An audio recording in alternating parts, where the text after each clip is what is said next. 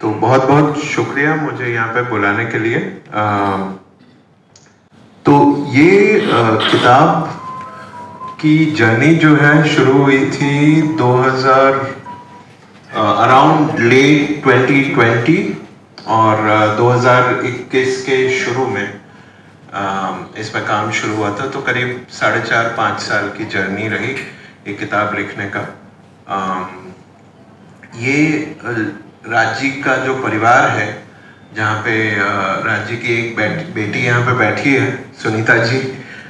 तो अनीता अनीता खोसला और उमा कपूर उनकी दो और बेटियां हैं, जिन्होंने जो मेरे पास आई थी ये किताब लिखने का ऑफर लेके। तो मैंने बचपन में राजी की कुछ फिल्में देखी थी, बट बहुत ज़्यादा उनके बारे में मुझे पता नहीं थी। ये भी एक कारण रहा वो ऑफर एक्सेप्ट करने के लिए, क्योंकि मुझे जानना था उनके बारे में और ज़्यादा। सिर्फ एक छोटा सा इंसिडेंट है बचपन का, जिसके लिए ये बहुत रिमार्केबल रहा ये नाम मेरे लिए। मैंने एक कुछ 2-3 फिल्में ही उनकी देखी थी, बट एक चीज़ मुझे बहुत स्पेसिफिकली याद है कि उनका नाम डायरेक्टेड बाय जैसे आता था, एक पर्टिकुलर सिग्नेचर की तरह से उनका नाम आता था। तो इसलिए ये बहुत मेरे दिमाग में बैठ गया था कि ये कौन इंसान है, डायरेक्टेड बाय और उसके बाद उसका सिग्नेचर आता। तो मैंने अपने पिता से पूछा था, तो ये कौन है और ये हु इज अ डायरेक्टर। तो पहली बार राजी की वजह से मुझे पता चला कि फिल्म मेकर कौन होता है, डायरेक्टर कौन होता है और उसका रोल क्या होता है एक फिल्म बनाने के लिए। तो ये कहीं ना कहीं पे मेरे दिमाग में था, राज खोसला ये नाम। तो ये भी एक कारण रहा इसको एक्सेप्ट करने के लिए। और जब लिखता रहा बहुत सारी चीज़ें पता चली, जो ये लिखने का जो मज़ा है वो और भी मेरे लिए बढ़ गया, क्योंकि बहुत सारे it became a process of discovery for me. बहुत सारी नई चीज़ें पता चली उनके बारे में मेरे लिए, बाकी लोगों को शायद पता हो। तो ये बड़ा मेरे लिए इंटरेस्टिंग। क्या था सवाल आपका? ये वही था ना? हाँ। तो ये एक रीज़न रहा राजी को और ये सब्जेक्ट लेने के लिए। मेरे पास ये सब्जेक्ट आया था और मुझे लगा कि ये बहुत ही इंटरेस्टिंग होगा जानना इनके बारे में। और थोड़ा बहुत जैसे गुरुदत्त पे जितनी किताबें हैं, यासिर उस्मान की किताब आई है, नसरीन मुन्नी कबीर जी की किताब आई है, तो ये सारी किताबों में, या फिर देव साहब पे जितनी सारी किताबें आई, तो ये सब में राज खोसला इज फुटनोट। उनके मेंशंस हैं बहुत सारे इंसिडेंट्स में उनका एक साइड मेंशन है, बट उसके अलावा उनके ऊपर बहुत ज़्यादा कुछ इंफॉर्मेशन नहीं है। तो ये भी एक था कि मीडिया में, पब्लिक डोमेन में उनके बारे में बहुत सारा इंफॉर्मेशन नहीं था। तो ये भी एक रीज़न था उठाने के लिए। आपने जैसे कहा, मतलब उनके बारे में लोगों को काफ़ी सारी चीज़ें पता थी और नहीं भी। तो आपके साथ में मतलब एक रिसर्च और दूसरा चैलेंज, किस तरह से आपने दोनों चीज़ों को फेस किया? रिसर्च तो देखिए, कोई भी किताब करने में रिसर्च तो जाता है। मेरा एक पर्टिकुलर प्रोसेस है। मैं हमेशा जिसको प्राइमरी रिसर्च कहते हैं वो करने की कोशिश करता हूँ, लोगों से मिल के बात करके, या फिर जैसे मैं नेशनल आर्काइव में गया। नेशनल फिल्म आर्काइव में बहुत सारा इंफॉर्मेशन है। आज भी 1940 से लेके मिड 2000s तक जितने सारे फिल्म मैगजीन्स हैं वो सब उनके पास आर्काइव्ड है, डिजिटल कॉपीज। तो जो वो रिसर्चर्स को देते भी हैं रिसर्च करने के लिए, तो that became a very important resource. और इसके अलावा NCPA जो है नरीमन पॉइंट में, NCPA की लाइब्रेरी, वो भी बहुत बड़ा मेरे लिए रिसोर्स रहा।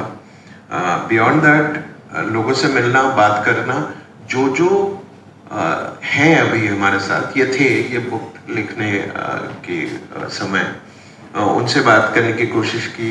जितने सारे एक्टर्स के साथ उन्होंने काम किया, चाहे वो धर्म जी हो, चाहे मनोज जी हो, मनोज कुमार जी ने मुझसे बात की, मुमताज़ जी, आशा पारेख जी, जितने लोग थे, वहीदा जैसे बात हुई, लता जी गुजर जाने से पहले one of her last interviews ये बुक के लिए दिया उन्होंने, one of her last interviews. तो वो रहा। आशा भोसले जी के साथ बातचीत रही काफी लंबी चौड़ी। तो ये रहा। इसमें फैमिली ने बहुत मुझे सपोर्ट किया, रीच आउट करने में, एक्सेस करने में। तो जितने सारे एक्टर्स और आर्टिस्ट ज़्यादातर जो अभी हैं हमारे बीच, करीब करीब उन सबके साथ बात किया, वहाँ से बहुत सारी बातें पता चली। और इसके अलावा इंटरनेट जो है उसको बहुत गलत तरीके से भी यूज़ किया जाता है, बट अगर उसको सही तरीके से यूज़ करो तो उसमें बहुत सारा खजाना मिल सकता है, जो मुझे मिला। पुराने न्यूज़पेपर आर्काइव्स, डिजिटाइज्ड आर्काइव्स, उसमें से बहुत सारी चीज़ें मिलती हैं। और आप यू विल बी सरप्राइज्ड कि एक फिल्म के क्रेडिट से आपको कितना कुछ मालूम पड़ सकता है। बहुत बड़ा मेरा सोर्स ऑफ रिसर्च वो था कि फिल्म के पहले जो क्रेडिट्स आते हैं, कौन असिस्ट कर रहा है और कौन कौन सी फिल्में किसका कौन कंट्रीब्यूट कर रहा है, तो उस चीज़ से बहुत सारी चीज़ें पता चलती। तो ये सब रहा रिसर्च करने का रिसोर्स।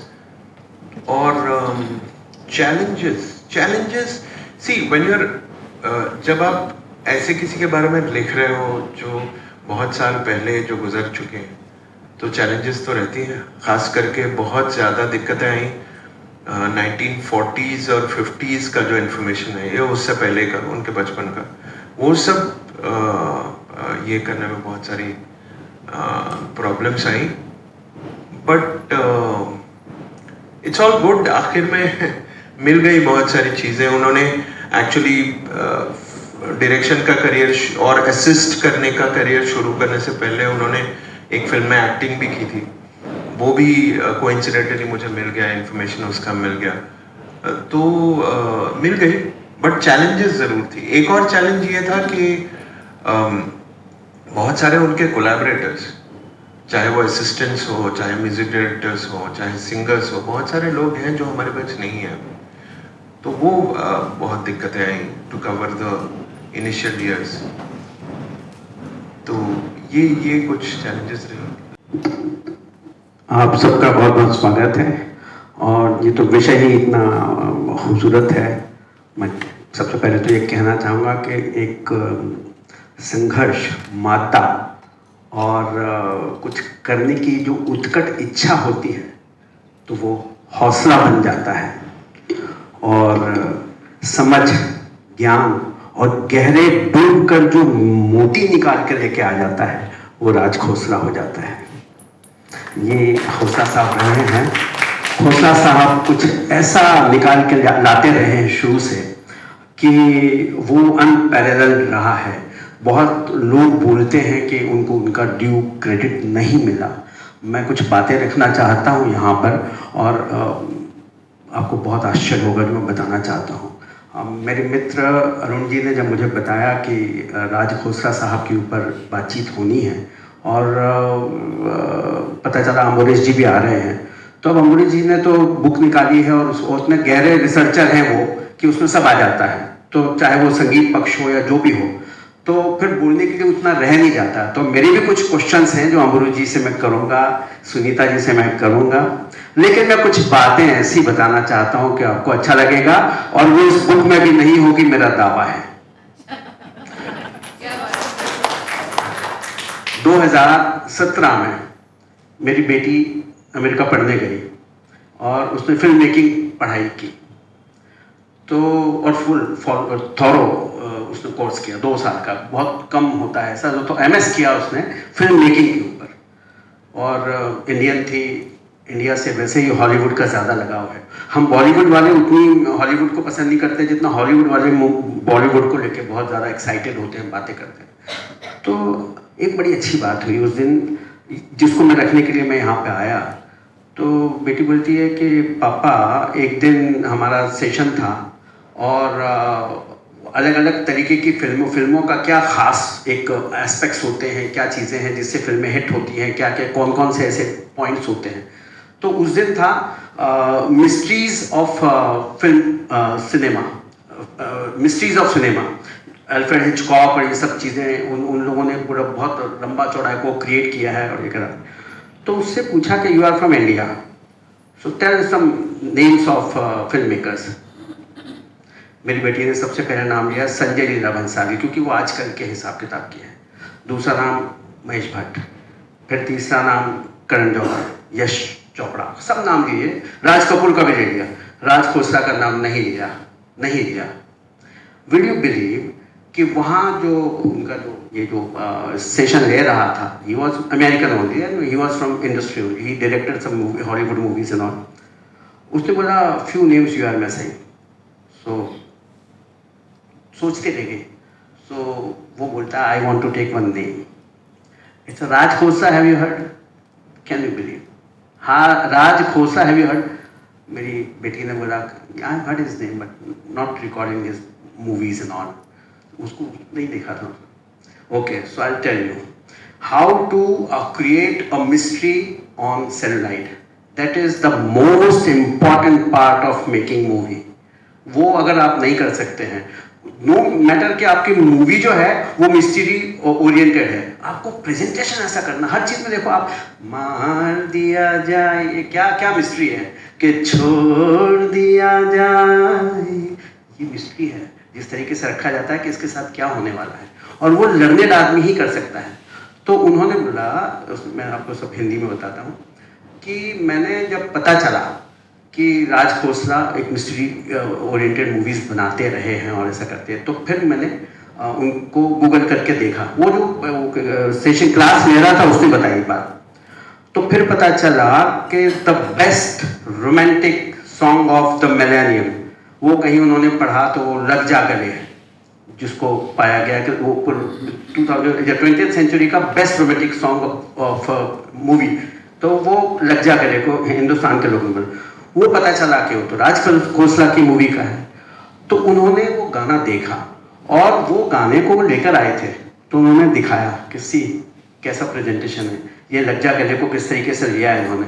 फिर उन्होंने बोला कि इनका प्रेजेंटेशन देखो तो फिर बिंदिया चमकेगी दिखाया, जो वो पाइप होल्स में से जो शूट किया है, इसको बोलते हैं प्रेजेंटेशन, ये है। और आपके यहाँ पे भी बहुत ज़बरदस्त क्रिएटिव।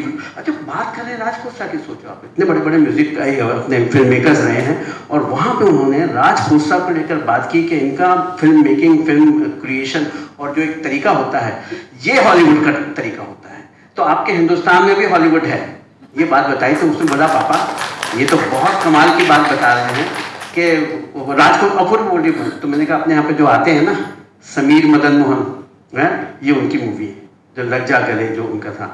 तो फिर उसने पढ़ना समझना शुरू किया, उसने कुछ मूवीज़ देखी, खास तौर से वो कौन थी, फिर मेरा साया और फिर अनीता, जिसमें वो सस्पेंस वगैरह क्रिएट किया गया था। तो ये बहुत बड़ा पॉइंट था, जो कि ये किसी के बात ही नहीं है कि वहाँ पर भी उनकी चर्चा होती है और बड़े लेवल पे चर्चा होती है। और जिस तरीके से चर्चा होती है, तो मुझे ये कहना चाहिए कि भले वो उनको कोई ये टाइटल नहीं दिया गया है शोमैन, पर मुझे बोलना चाहिए कि ये मास्टर ऑफ सिनेमा बोलना चाहिए उनको। क्यों? क्योंकि केवल उनका फिल्म मेकिंग, मतलब वो जो डायरेक्टर तो बहुत ही क्लास अपार्ट थे, इसके अलावा उनको एडिटर बहुत बड़े थे, हाँ, फिल्म मेकिंग का सेंस था उनको, जिनको फोटोग्राफी और इनको इसका सेंस होता वही कर सकते हैं। स्टोरी राइटिंग किस तरीके से नरेट करना, खुद गाते थे, खुद कंपोज करते थे, तो इतना सारा फिल्मों में जो ज़रूरी होता सब कुछ तो करते थे। तो मास्टर ऑफ सिनेमा जो मेरे हिसाब से होना चाहिए, तो वो उनको एक टाइटल देना चाहिए हमें। और ड्यू क्रेडिट तो आप जानते हैं, तो जो समझता है वही आप, वो अपनी फिल्मों को ज़्यादा हाइप नहीं करते थे। कुछ बुरा है शायद आपका,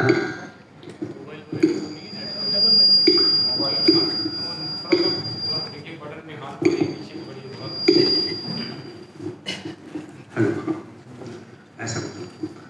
तो वो उनकी फिल्में, वो खुद अपने आप को बहुत ज़्यादा हाइप नहीं देते थे, और इसलिए हम लोग उनको बोलते हैं कि उनको ड्यू क्रेडिट नहीं मिला, वरना तो वो बहुत ज़बरदस्त मेकर रहे हैं। और उनकी जिस तरीके से अब आप बताइए कि वहाँ कोर्स में अगर उनके बारे में चर्चा हो रही है और उनका रखा गया, उनके बारे में दिखाया जाता है, तो ये अपने आप में बहुत बड़ी बात है। कहाँ से लेके आना। बिल्कुल, एकदम आपने एक नायाब नज़रिया अपना रखा। अमरीश जी, आपकी तरफ बढ़ते हुए मतलब मैंने जो सिनेमा का इतिहास पढ़ा है उसमें से चंद फिल्म मेकर है जिनकी फिल्में तो हिट रही, साथ में उनके फिल्मों के गाने भी। आपके किताब में क्या ऑब्जर्वेशन उस बारे में टिप्पणी हुई? नहीं, टिप्पणी, म्यूजिक डायरेक्टर्स तो बहुत रहे, फिल्म मेकर्स बहुत रहे, बहुत सारे आइकॉनिक गाने हैं। अब मतलब हिंदी फिल्मों का इतिहास अगर देखा जाए तो लार्जली इंडियन म्यूजिक का भी इतिहास है एक तरीके से। अगर आप इंडियन म्यूजिक को एनालाइज करने जाएं या स्टडी करने जाएं, उसकी हिस्ट्री कहीं ना कहीं पे आप कंप्लीटली इग्नोर नहीं कर सकते। पॉपुलर म्यूजिक के स्पेस में हमारे यहाँ फिल्म म्यूजिक ही है, तो उसका एक तो बहुत बड़ा रोल रहा है फिल्म हिस्ट्री में।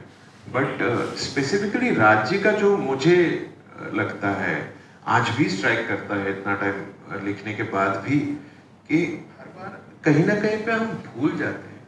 ये जो एवी हमने देखा, ये मैंने जब शुरू किया लिखना, मेरे दोस्त बहुत सारे फिल्म बफ हैं और ये सब है, तो राज्य के बारे में जब मैंने बोला, राजखोसला का नाम तो रजिस्टर हुआ, बट कौन से फिल्म थे, कौन से गाने थे, सब एक मतलब लग जा गए एक आध गाना, बट सारे गाने सबके जहन में नहीं था। फिर मैंने जब ये एक छोटा सा ये बनाया, कोलाज बनाया, उसके बाद एवरीबडी स्टार्टेड कॉलिंग मी, अरे ये सारे गाने एक ही इंसान के काम से है, जाने क्या बात है और लग जा गले, अच्छा जी मैं हारी।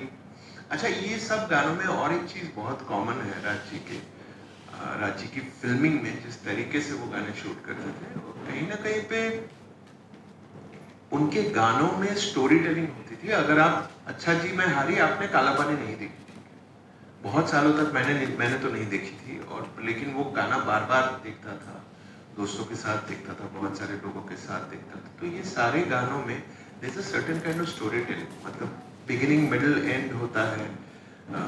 उसमें जिस तरीके से उसको फिल्म किया जाता है, उसमें भी एक स्टोरी टेलिंग होती है, भले ही आप फिल्म मत ना देखें। एक रिसेंटली एक बहुत ही फेमस जर्नलिस्ट ने मेरा ये बुक के सिलसिले में मेरा इंटरव्यू करते वक्त मुझे पूछा कि राजखोसला के अगर गाने हटा दिया जाए फिल्म से, तो फिल्म में क्या रह जाएगा, just evaluating the film maker. तो मुझे ना थोड़ा सा एक शॉक लगा। फिर मैंने उनको बोला कि songs are an integral part of Indian popular film making. आप उसको, it's a part of the whole, आप उसमें से इसको निकाल नहीं सकते। It's not just a distraction. आजकल जैसे होता है कि लार्जली मतलब अमूमन फिल्मों में गाने बिकम डिस्ट्रैक्शंस, तो बहुत सारे फिल्म मेकर्स के केस में ऐसा नहीं था। राजखोसला वो ज़माना था जिसमें ये गाने जो थे they are essential part of story. ये कहानी कही जा रही है, उसमें कहीं ना कहीं पे डिवाइस है गाना। मेरा गांव मेरा देश के बारे में ही बोल रहे थे। मेरा गांव मेरा देश में एक गाना है जहाँ पे लक्ष्मी छाया को पॉइंट आउट करना है कि विनोद जी कहाँ खड़े, पुलिस को बताना है कि ये आया है जब्बार से, ये कहीं पे पीपल के नीचे खड़ा है और पीली पगड़ी पहने खड़ा है, और गाने में वो लिरिक्स है, ठीक है, जैसे वो पॉइंट आउट कर। तो ऐसे बहुत सारे गाने जिसमें कहीं ना कहीं पे अगर वो फिल्म आपने देखी है या फिर नहीं देखी है, एक कॉन्टेक्स्ट है, एक सर्टेन लेवल की स्टोरी टेलिंग है, तो उनका ये बहुत, और एक अगर ये बुक पढ़ेंगे, उनका एक बहुत कॉम्प्लेक्स रिलेशनशिप गानों के साथ था। एक तो वो बहुत बचपन में उनको क्लासिकल म्यूजिक की ट्रेनिंग मिली हुई थी, बहुत ब्रीफली बट मिली ज़रूर हुई थी। पंडित जगन्नाथ बुआ पुरोहित से उन्होंने संगीत सीखा था, तो और सिंगर भी बनना चाहते थे, तो कहीं ना कहीं पे एक बहुत स्ट्रॉन्ग रिलेशनशिप गानों के साथ था। But at the same time as a film maker वो ये भी फील करते थे, और ये कोट है मेरा उनका बुक में, कि एक फिल्म मेकर के लिए गाना शूट करना बहुत बड़ा चैलेंज होता है और बहुत बड़ा हैसल भी हो जाता है, कि एक कहानी मुझे कहनी है, मुझे फिर सोचना पड़ेगा कि उसमें कहाँ कहाँ पे गाने डालूं और गानों को कैसे यूज करूं, क्योंकि ये जो डिवाइस है, इस डिवाइस के बिना हिंदी फिल्म पूरी नहीं होती थी उस जमाने में, तो वो फिर अलग से सोचना पड़ता था कि स्क्रिप्ट में किस पॉइंट पे गाना डालूं और कैसे उसको ये करूं, तो sometimes it's a hassle also as an Indian.